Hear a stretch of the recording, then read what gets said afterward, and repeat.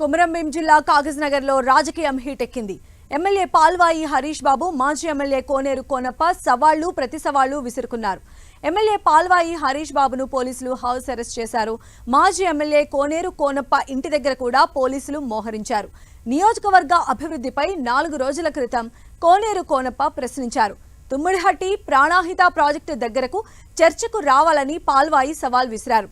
ఇద్దరు నేతలు తుమ్మిడిహట్టి ప్రాజెక్టుకు సిద్ధమవుతూ ఉండగా పోలీసులు వారిని హౌస్ అరెస్ట్ చేశారు.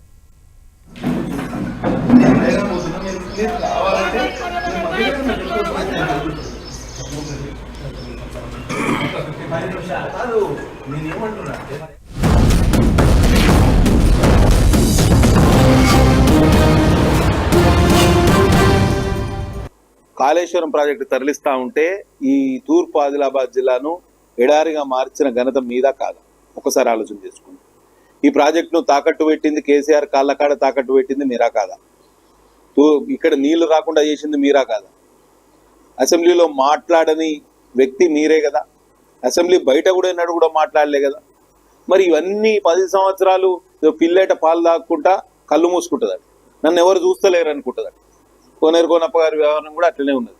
ప్రాణహిత ప్రాజెక్ట్ కడతామంటే ఎవరు అడ్డుపడతలేరు. ఇప్పుడు ఆనాడు నీ తల్లి అడ్డుపడింది, ప్రాణ ప్రాజెక్ట్ కట్టొద్దని చెప్పి మీ తల్లి అడ్డుపడింది.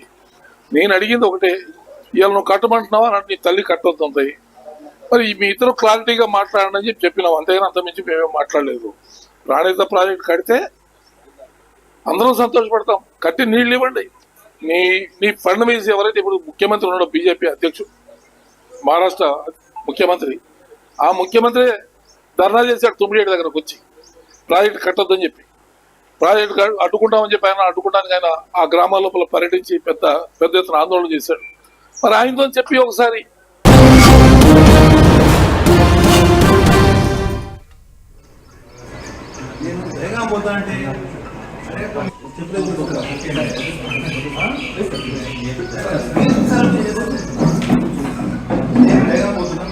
రావాలంటే మీరు మధ్యలో చెప్పుకోవచ్చు కాదు. నేను ఏమంటున్నా, వేగా పోవడానికి మీకు ఏం ప్రాబ్లం?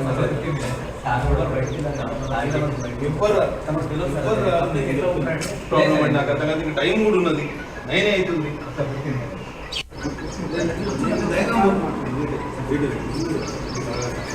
నేను వేగా పోతా అంటే చెప్పలేదు.